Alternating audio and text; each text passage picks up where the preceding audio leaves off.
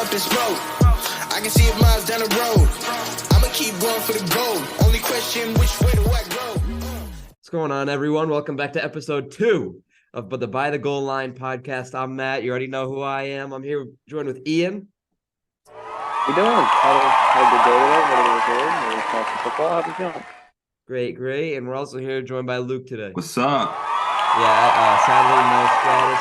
Stratus got caught in some traffic. He probably won't be able to make this episode. Maybe we'll see an appearance from him later. Probably not, but we're still here to talk with you about the Premier League, all the action that's gone on since we've last talked, and some fixtures coming up in the future. But first, I feel like we have a huge fish to fry.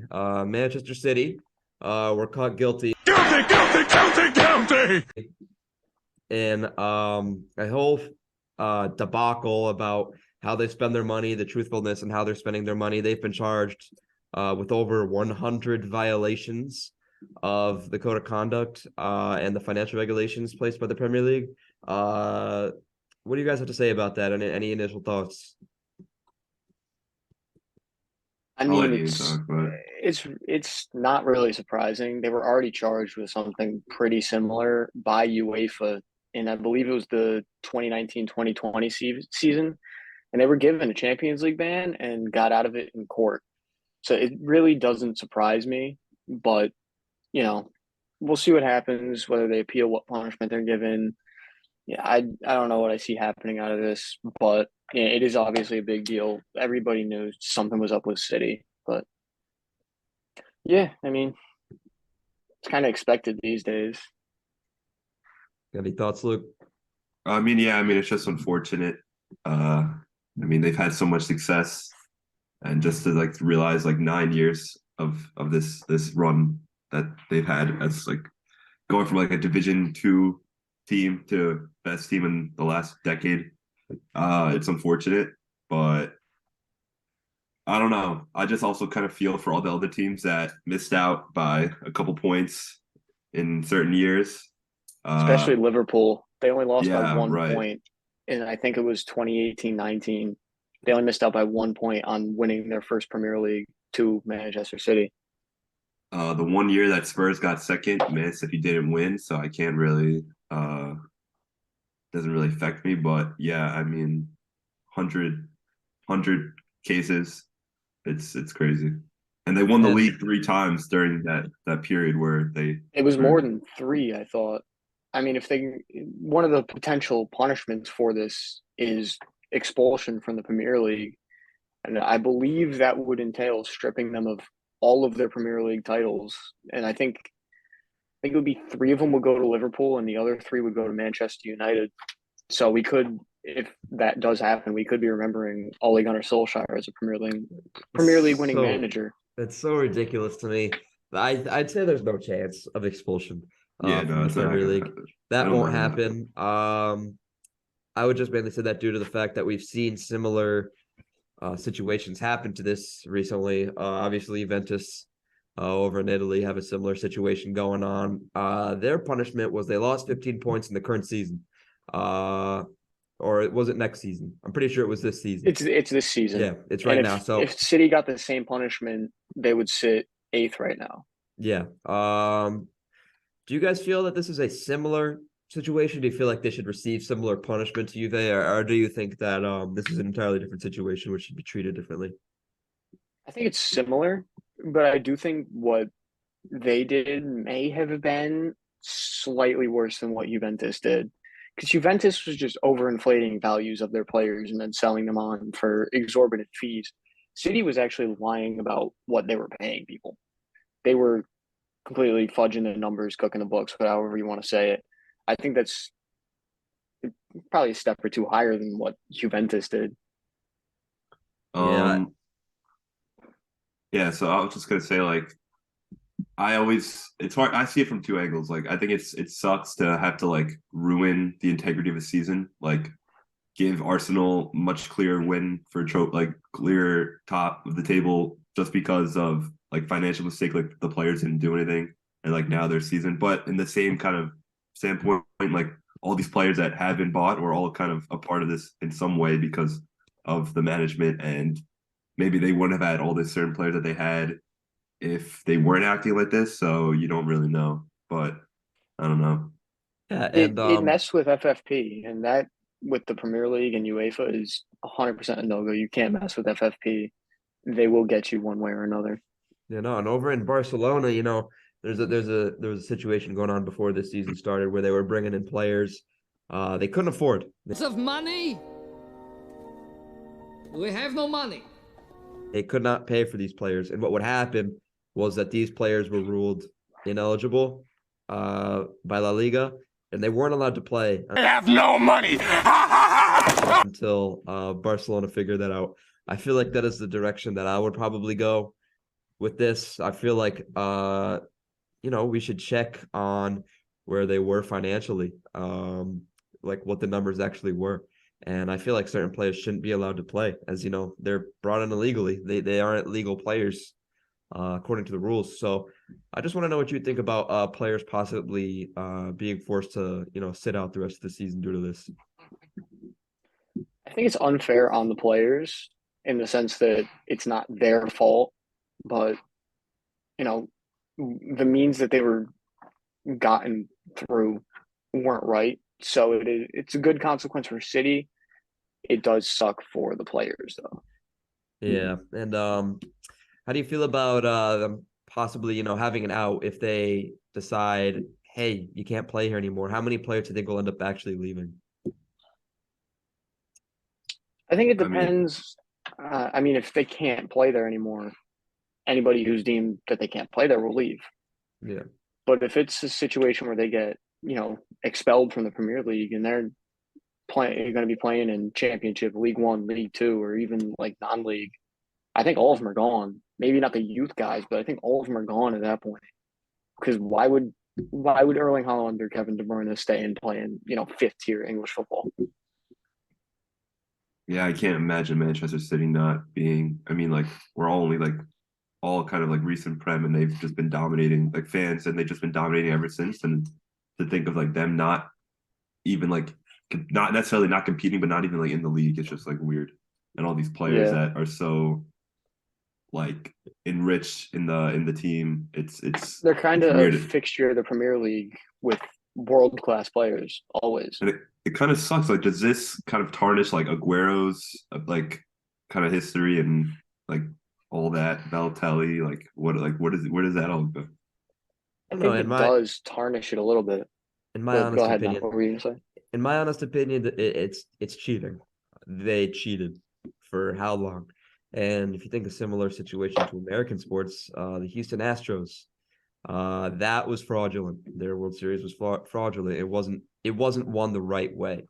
I feel like we can agree that if you break these rules, then you're not winning the titles the right way. And I mean, if you're going to treat certain athletes certain ways, then I feel like you should treat all athletes who win illegitimately the same way. You can go back and forth on which situation is worse. In my opinion, Manchester City has to be worse, I feel like, than that. Because sure, Houston messed up the validity of the game, but how many years was that? 1 year, 2 years? It was 1 year, yeah. City's was almost a decade. City have been running the Premier League for 10, 15 years now. So how much history does that tarnish? How many jobs has that lost? How many players have been sold off because of that? What about the players who were at City before this all happened? What about players who were replaced and never the same at City because of this happened? What about players who finished a spot too low on the table and ended up losing their jobs because of it? I feel like there's just so much it's so much of a mess that I feel like you have to look at this as, a situation where, the worst can happen. But I kind of want to wrap up talking about this. I just want to know what you guys think a suitable punishment would be for this situation. I think it's tough. I think in a lot of cases like this, I mean, like you kind of compare it to like the Astros. I think a lot of times when the league is finding out that this is happening, I feel like they kind of feel a little bit like, I don't know. I think it can go either two ways. Like they feel like they're a little embarrassed that they allowed this to happen, especially for so long. And I mean, like what we saw with Houston got no punishment. Will the Prem be like, just allow this to happen, like small point deduction and point deduction next season? I don't know. Do I see that Man City getting taken out of the Prem? Probably not. I feel like there's going to find some way for that to not happen. But I mean, I feel like something like that or like a massive point deduction is reasonable. I don't know. I would say I think there should be a point deduction not only for this season but also for next season. I think there should be one of the big things I think there should be is a transfer ban. I think they shouldn't be allowed to buy anybody new, especially since they've been breaking all these rules, bringing in these guys, both managers and players. I think there should definitely be a transfer ban. And I don't know. Some got mentioned that they could possibly get with a ban on playing matches. I think that's kind of stupid, but yeah, just transfer ban and a point deduction for the next two seasons. This one and next. I don't know, in my honest opinion, if taking away points this year would really do anything. I mean, we're more than halfway through the season. They're competing. I mean, I don't think it would matter, take points away this season or not. I feel like a lot of the punishment should come over the summer and into next season. I feel like they should start next season with less points. Just due to the fact that, this is all coming out now. It's like, oh, now that I mean, we've known about this. Everybody's known about City's illegitimate transfers and everything like that for this long. And the fact that we're just one day going to be like, oh, actually, yeah, like here minus 15, slap it right. Like, I don't know. In a way, that's not fair. It's not fair! That's not fair! But the way that City have been, running their business hasn't been fair. I believe they should start next season with a 15-point deduction. Also transfer ban. So you'd be starting at the bottom. Yeah, start at the bottom for 5 games behind. Also a transfer ban. I feel like they shouldn't be allowed to for however long, their funds add up for. And I feel like certain players shouldn't be allowed to play. I feel like there will be repercussions on the players for coming in for these contracts that the team can't afford. I know it's not the players' fault, but they could be sold off in the summertime. It doesn't matter. I feel like the players that you spend this huge money on, that doesn't make much sense. Once you're over a certain limit, I feel like the players that you bring in after that should be void. I don't know how many players that's going to be, considering this has been happening for 10 years, but you give what you get, and you get what you give. So, they do have it coming to them. I'm going to switch up the pace a little bit here. The other side of Manchester, they managed to draw Leeds United today. We talked about Leeds last episode. Jesse Marsch was still employed at the time. One of our co-hosts over here made the bold prediction that he would be the next manager sacked. He was sacked abruptly the next morning. I can't say I expected it to happen that fast. They looked like a completely different team today, to be entirely honest. They look pretty good. They pulled one out of United, pulled a point out of it. United, one of the hottest teams in the Premier League. I made the bold prediction of them finishing third place in the Prem, or second place in the Prem last episode. What do you guys think? What did you see from the match today? Yeah, I'm a big fan of Leeds. Like I said last episode, just like to follow them a little bit. I take a few things from away from this game. I think Manchester United, it's tough because you're at home. Like you said, they're in somewhat of a title race. I mean, they're definitely trying to get top 4 after last season, but I mean, might as well try to go for the top if you're in that position, and to play a team lower half. I mean, 17th, 16th place, you need to win. You need to take 3 points, especially when you're in that position, and to get only 1 is disappointing. However, Sancho scored, which I think is kind of a positive because Sancho has been, not talked about at all. Completely just on a down, yeah, like completely on a downfall. And I think Ten Hag kind of said his comeback's in his own hands, and this goal might show that he's trying. I mean, Leeds did score 1 goal on an own goal, which means it would have been a win. But yeah, I think it's a tough draw for United. Score on the right net. Right. Exactly, man. You got 1. It's not that hard. I mean, what I saw was just a completely different Leeds side from what was happening under Marsch. And I love Jesse Marsch. I think he's a good manager. I'd love to see him manage the United States. but they just look completely different. It looked like they needed to change. They're much better than they were under Marsh. To go into Old Trafford and get a point for them, even though they were up 2-0 at one point and ended up drawing 2-2, I still think it's a good result for them. And there was a rumor of some coach they were going to bring in. I can't remember exactly who it was, but they hopefully it'll keep them up. I like Leeds. I like their players, and if this is what they need, this is what they need. Yeah, and United today, obviously, no Casemiro in the lineup. Will Hughes. I don't know if that's what they're looking. What have you done with those plans? He's a big part of their team. A lot of people were a little bit confused when they brought him in, thinking, what's he going to change? That midfield is dreadful without him. They had Bruno in attack. Fred is terrible. Yeah, they had Bruno in attack today. Bruno's going to be Bruno. But then Fred and Sabitzer got a yellow and got pulled. And if Sabitzer wasn't there, then it would have been McTominay. Do you guys feel like Casemiro had any effect on today's final score, considering Leeds got one in the first minute? 100%. Yeah, Casemiro is a game changer for United. He provides such good cover for that back line, which realistically, I don't remember who they played today. I know Varane played, and was it Lindelof? It was Varane and Martinez with Martinez. Yeah, Martinez, and he provides very good cover for Martinez and Varane, and you can notice without him, there's a big difference in the way United defends, how they organize, and the results. Obviously, they drew to 17th place Leeds. That's unacceptable if you're third in the table.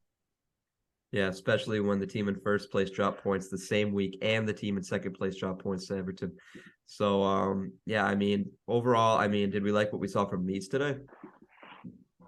Yeah, I love McKennie, Aronson, and Adams all playing. It's amazing to see, just for the country in general.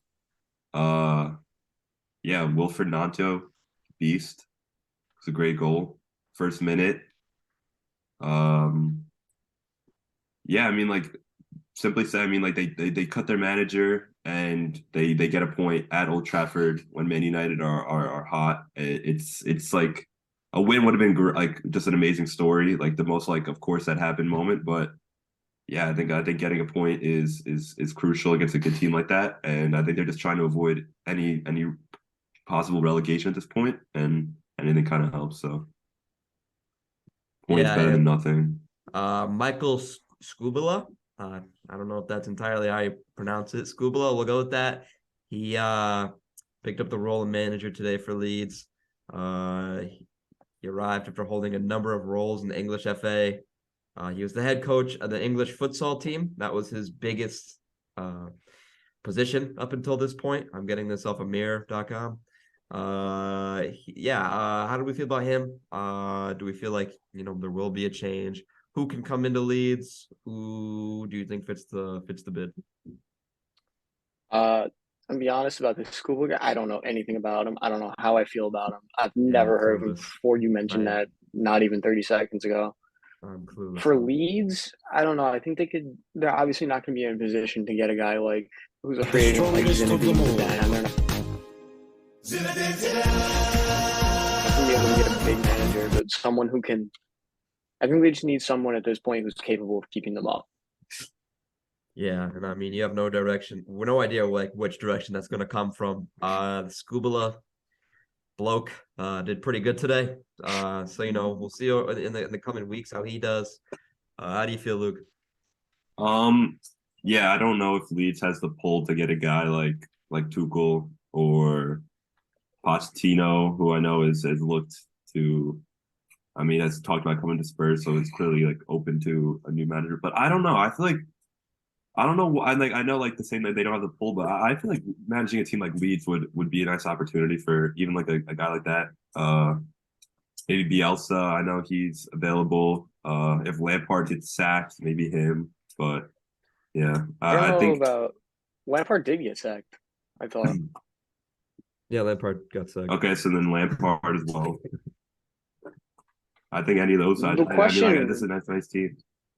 The question I wanted to ask was not as much what's next for Leeds because they can go any number of directions. What's next for Jesse Marsh?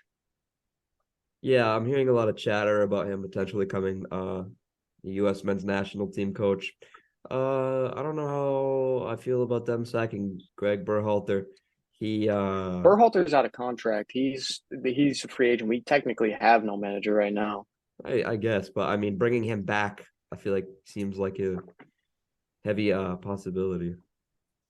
I mean, I think with the way that the US is going, the guys are going after, they've contacted guys like Zinedine Zidane. I think they're looking for somebody a little bit better than a Greg Berhalter. Yeah, and you need a tactical manager for the United States. Obviously, you're not building a team. You're just given what you're given. Of course, you make team selections, but you don't have to bring players in. The poll has no effect on it. So you need a manager who's going out there strictly for tactics. I'm not entirely sure who else the options are other than Jesse Marsh. At this point, he's American. He's homegrown. I don't know. He would be the obvious choice, but I mean, we saw today that his tactics could have been the problem at Leeds, not his recruitment. So I guess you never know. We're about to wrap up this episode. Before we do, I want to go over the upcoming Premier League matches, see what you guys are thinking, get score predictions.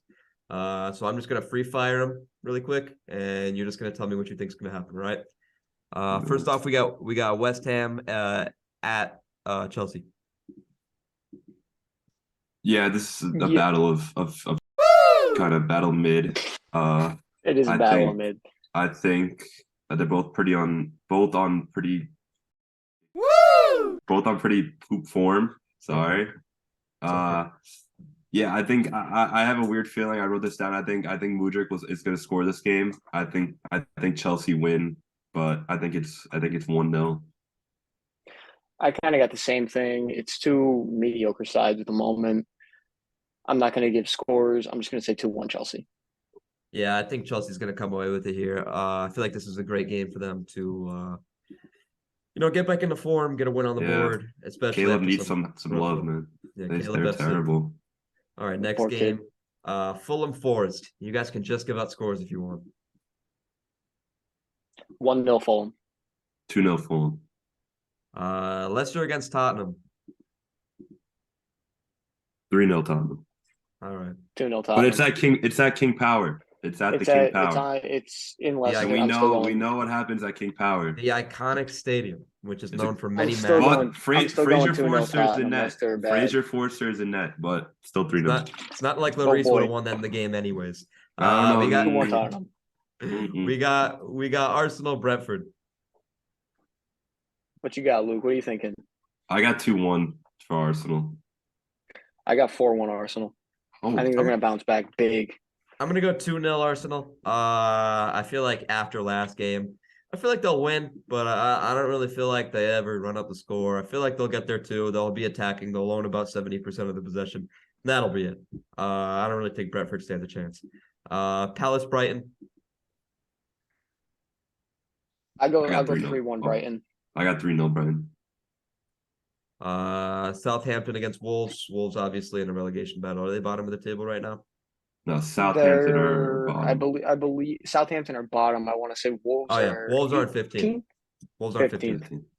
Yeah, Southampton are terrible. I think they've lost like 4 of their last 5. They are just bad.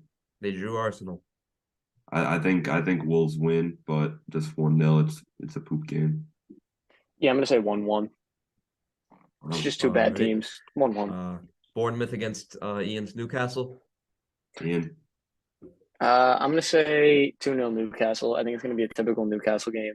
Get a goal or two, hold possession, defend for our lives toward the end. I'll go 2-0 Newcastle.